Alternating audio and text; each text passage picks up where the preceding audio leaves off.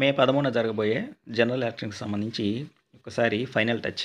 Outlines అన్నీ కూడా starts from mock poll దగ్గర నుంచి మెటీరియల్ సబ్మిషన్ వరకు ఒకసారి చూస్తే, ఇప్పటి వరకు మనం అన్నీ నేర్చుకున్నటువంటి పాయింట్స్ అన్నీ కవర్ అయ్యేలాగా ఒకసారి quick review at a glance ఒకసారి చూద్దాం. Mock poll begins at 5:30 AM morning ఉదయం 13వ తారీఖు ఉదయం 5:30 గంటలకి మాక్ పోల్ స్టార్ట్ అవుతుంది. దానికి సంబంధించి అసెంబ్లీకి, పార్లమెంట్కి సంబంధించి ballot unit, VVPAT, control unit వీటిని ముందుగా కనెక్ట్ చేసుకోవాలి. కనెక్ట్ చేసిన తర్వాత వీవీప్యాట్ బ్యాక్ సైడ్ ఉన్నటువంటి పేపర్ రోల్ నాబ్ ఏదైతుందో దాన్ని వర్టికల్గా వర్కింగ్ మోడ్లోకి మార్చుకోవాలి. మార్చుకున్న తర్వాత అప్పుడు కంట్రోల్ యూనిట్లు స్విచ్ ఆన్ చేయాలి.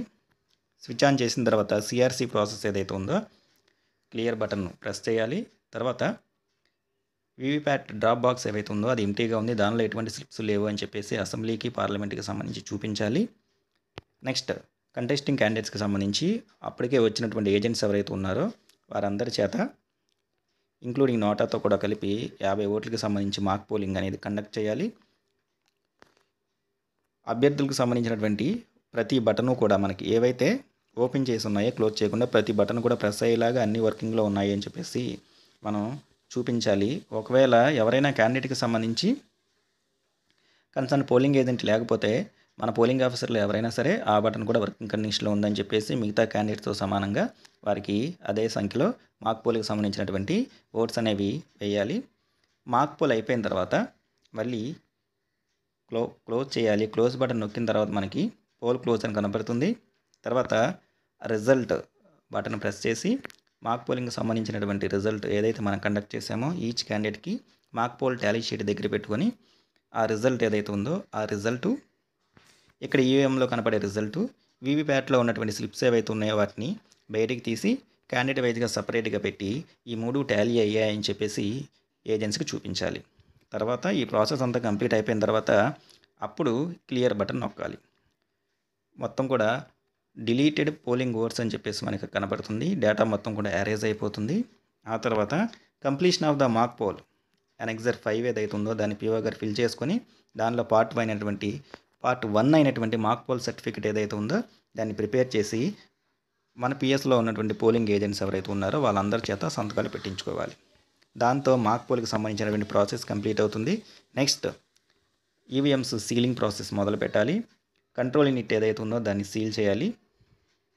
కంట్రోల్ యూనిట్కి స్విచ్ ఆఫ్ చేసి next special tag close button దగ్గర స్పెషల్ ట్యాగ్ ఏదైతే ఉందో స్పెషల్ ట్యాగ్ ఉంది దాని మీద పిఎస్కు సంబంధించిన డీటెయిల్స్ ఆల్రెడీ ముందు రోజే మనం రాసుకొని ఉంటాము. స్పెషల్ ట్యాగ్ చేయాలి. తర్వాత గ్రీన్ పేపర్ సీల్ ఏదైతే ఉందో green paper seal, address tag ఆ రెండు కూడా అంటే కంట్రోల్ యూనిట్ మొత్తము మనం 3 పెట్టాల్సి ఉంటుంది. ఒకటేమో స్పెషల్ ట్యాగు, ఒకటేమో అడ్రస్ ట్యాగు, ఒకటేమో green paper seal. Green paper seal మీద సీరియల్ నెంబర్ కింద పిఓ గారి సైను, పిఓ గారి సైన్ కింద ఏజెంట్లు ఎవరైతే ఉన్నారో వాళ్ళందరి యొక్క సైన్ కూడా పెట్టేలాగా మనం వాళ్ళకి అవకాశం కల్పించాలి. దీంతో 2 కంట్రోల్ యూనిట్లకు సంబంధించినటువంటి సీలింగ్ ప్రాసెస్ కంప్లీట్ అవుతుంది. తర్వాత వీవీప్యాట్ ఏదైతే ఉందో దాని సీలింగ్ చూడాలి. వీవీప్యాట్కి సంబంధించి స్లిప్స్ అన్ని ఆల్రెడీ మనం తీసేసి వాళ్ళకి చూపిస్తాము. ఆ డ్రాప్ బాక్స్ ఏదైతే ఉందో దాన్ని ఒకసారి మళ్ళీ చూపించి లోపల ఎటువంటి స్లిప్స్ లేవు అని చెప్పేసి ఏజెంట్లకు చూపిస్తాము.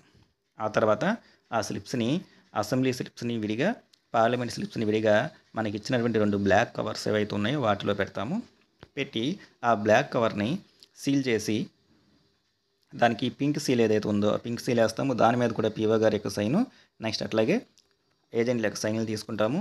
తర్వాత వీవీప్యాట్ యొక్క డ్రాప్ బాక్స్ ఏదైతే ఉందో దానికి 2 హోల్స్ ఉంటాయి. 2 హోల్స్ కూడా 2 అడ్రస్ ట్యాగులు వేసి వీవీప్యాట్ని మనం సీల్ చేస్తాము.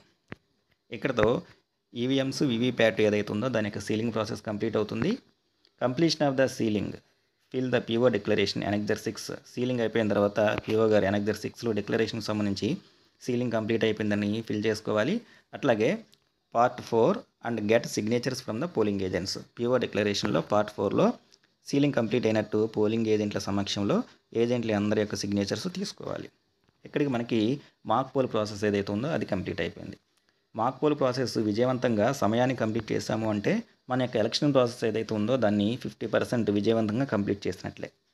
తర్వాత యాక్చువల్ పోల్ 7 గంటలకు మొదలవుతుంది అని చెప్పేసి పిఓ గారు అనౌన్స్ చేసిన తర్వాత యాక్చువల్ పోల్ స్టార్టింగ్కి ముందు పిఓ గారు తన యొక్క డిక్లరేషన్లో before starting of the poll annexure 6 ఏదైతే ఉందో అది ఫిల్ చేసి అలాగే డిక్లరేషన్లో 4వ పార్ట్‌లో ఏజెంట్స్ ఎవరైతే ఉన్నారో వాళ్ళ యొక్క సిగ్నేచర్స్ తీసుకోవాలి. అంటే ఏజెంట్ల సమక్షంలో యాక్చువల్ పోల్ స్టార్ట్ అవుతుంది అని చెప్పేసి.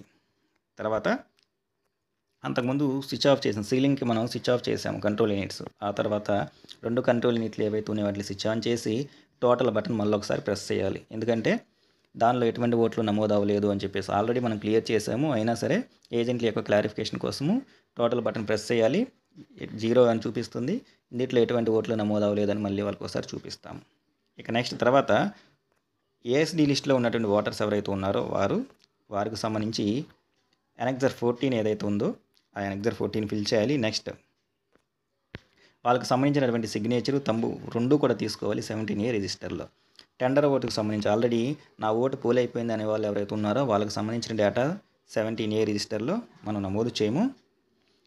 ఎందుకంటే వీళ్ళకి మనం ఈవీఎం ద్వారా ఓటు ఇవ్వట్లేదు కాబట్టి వీళ్ళకి ఓటు మనం టెండర్ బ్యాలెట్ పేపర్ ద్వారా ఇస్తున్నాం కాబట్టి టెండర్ బ్యాలెట్ పేపర్ ఇచ్చి దాని వెనకాల tender ballot paper tender vote అని చెప్పేసి రాస్తాము. తర్వాత దానికి కేటాయించినటువంటి సపరేట్ కవర్లో పెడతాము. Next challenged voter. వచ్చిన ఓటర్ ఎవరైతే ఉన్నారో అతని యొక్క ఐడెంటిటీని ఎవరైనా ఏజెంట్ కనుక ఛాలెంజ్ చేస్తే వారి దగ్గర నుంచి ₹2 వసూలు చేసి బిఎల్ఓ గారితో అతనికి ఛాలెంజ్ని ఐడెంటిటీ ఏదైతే ఉందో దాన్ని మనం ఎంక్వైరీ చేసి అతను కరెక్టే అంటే ఏజెంట్ తన ఛాలెంజ్ ఓడిపోయినట్టు ఆ ₹2 రసీదు రాసి అతనికి ఇస్తాము. అతనికి ఓటు వేసే అవకాశం ఇస్తాము. ఒకవేళ ఏజెంటే కరెక్ట్ అయితే కనుక అతను ₹2 అతను వెనక్కి ఇచ్చేసి ₹2. నెక్స్ట్ కన్సర్న్ పర్సన్ ఎవరైతే ఉన్నారో అతన్ని ఎస్హెచ్ఓకి అప్ చెప్తాము. Proxy voter.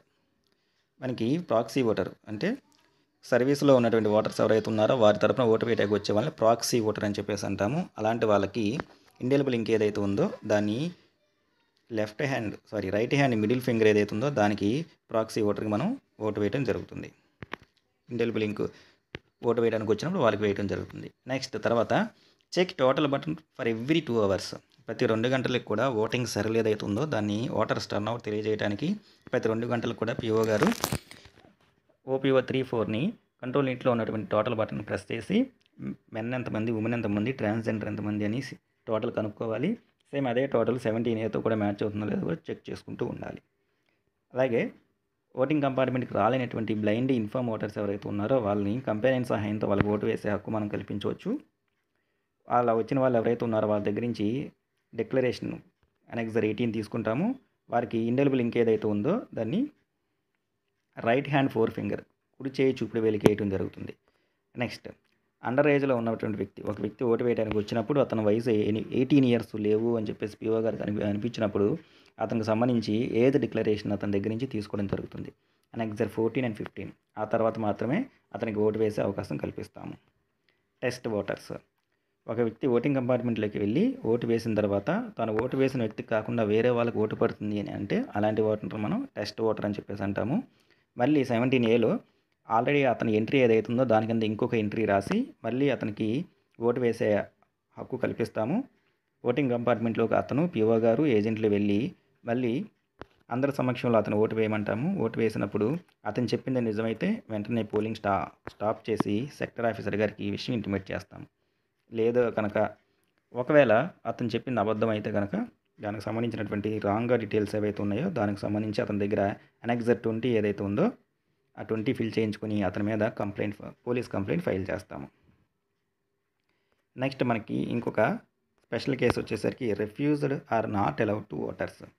If already press ballot button ఏదైతే ఉందో ఆల్రెడీ ప్రెస్ చేసిన తర్వాత ఓటు వేయడానికి తను నిరాకరిస్తే the presser button should be given to next voter. Already ballot button ఇచ్చాం కాబట్టి దానికి సంబంధించి సీరియల్లో వరుసలో ఉన్నటువంటి నెక్స్ట్ వ్యక్తి ఎవరైతే ఉన్నారో అతనికి ఓటు వేసే హక్కు కల్పిస్తాం. ఇవన్నీ కూడా special cases. Next end of the poll 6 PM. Polling యొక్క చివరి సమయానికి వచ్చేసరికి ఇంకా 5 నిమిషాల ముందు ఉందనగా పిఓ గారు పోల్ సమయం ముగిసిపోతుంది అని చెప్పేసి అనౌన్స్ చేయబోతారు. ఇంకా పోలింగ్ స్టేషన్ పరిధిలో ఎవరైనా సరే ఓటు వేయడానికి కనుక ఉండుంటే లాస్ట్ వరుసలో చివరి వ్యక్తి దగ్గర నుంచి పేపర్ స్లిప్ మీద సీరియల్ నెంబర్స్ వేసినటువంటి 1, 2, 3 స్లిప్స్ ఇచ్చి వరుసలో ఉన్న వాళ్ళందరికీ కూడా ఓటింగ్లో పాల్గొనే అవకాశం కల్పించాలి. 6 గంటలకి పోల్ క్లోజ్ అయిపోయిందని పిఓ గారు అనౌన్స్ చేసి టోటల్ బటన్ మీద క్లిక్ చేయమంటారు 3, 4 పోలింగ్ ఆఫీసర్స్ని. వాళ్ళు టోటల్ బటన్ మీద ప్రెస్ చేసిన తర్వాత టోటల్ పోల్డ్ ఓట్స్ ఏవైతే ఉన్నాయో వాటిని 17A రిజిస్టర్తో 2 సమానంగా ఉన్నాయని చెప్పేసి కన్ఫర్మ్ చేసుకుంటారు. ఫైనల్గా అందరి ఏజెంట్ల సమక్షంలో 2 కంట్రోల్ యూనిట్ల యొక్క క్లోజ్ బటన్ ఏదైతే ఉందో దాన్ని ప్రెస్ చేయడం జరుగుతుంది. ఆ తర్వాత 2 కంట్రోల్ యూనిట్ని స్విచ్ ఆఫ్ చేయాలి. నెక్స్ట్ రెండు వీవీప్యాట్లో ఉన్నటువంటి పవర్ ప్యాక్ బ్యాటరీస్ ఏవైతున్నాయో వాటిని రిమూవ్ చేసి వాటికి అడ్రస్ ట్యాగులు వేసి వాటికి ఇచ్చినటువంటి క్యారీ కేసులు ఏవైతున్నాయో వాటిలో పెడతాము. తర్వాత ఈవీఎం వీవీప్యాట్లని డిస్కనెక్ట్ చేస్తాము. After end of the poll PO గారు వారి యొక్క రిపోర్ట్లో annexure 5 part 3, PO declaration annexure 6 part 3లో ఏజెంట్ల యొక్క సిగ్నేచర్స్ ఏవైతే ఉన్నాయో వాటిని ఖచ్చితంగా తీసుకోవాలి. ఒకవేళ మర్చిపోతే పోల్ క్లోజ్ అయిపోయింది కాబట్టి తర్వాత మనం రిసెప్షన్ సెంటర్కి వెళ్ళిన తర్వాత వాళ్ళ సిగ్నేచర్స్ లేకపోతే మనం ఇబ్బంది పడతాము. నెక్స్ట్ మన పిఎస్ పరిధిలో అసెంబ్లీకి పార్లమెంట్కి సంబంధించి 17C ఫామ్స్ ఏవైతే ఉన్నాయో అనెక్సర్ 8 ఏదైతే ఉందో వచ్చినటువంటి అటెండ్ అయినటువంటి అందరు ఏజెంట్లకి కూడా attested copies the signature of PO అవి సప్లై చేయాలి. దాంట్లో మన పిఎస్ పరిధిలో ఆ రోజు నమోదైనటువంటి total votes, men, women, transgender, దానికి సంబంధించినటువంటి మొత్తం డీటెయిల్స్ ఉంటాయి. వీటిని తీసుకుని ఏజెంట్లు కౌంటింగ్ సెంటర్కి వెళ్తారు. ఇవి వాళ్ళకి చెప్పాల్సి ఉంటుంది. దీంతో పోలింగ్ టోటల్ ప్రాసెస్కి సంబంధించినటువంటి ప్రాసెస్ మొత్తం కూడా కంప్లీట్ అవుతుంది.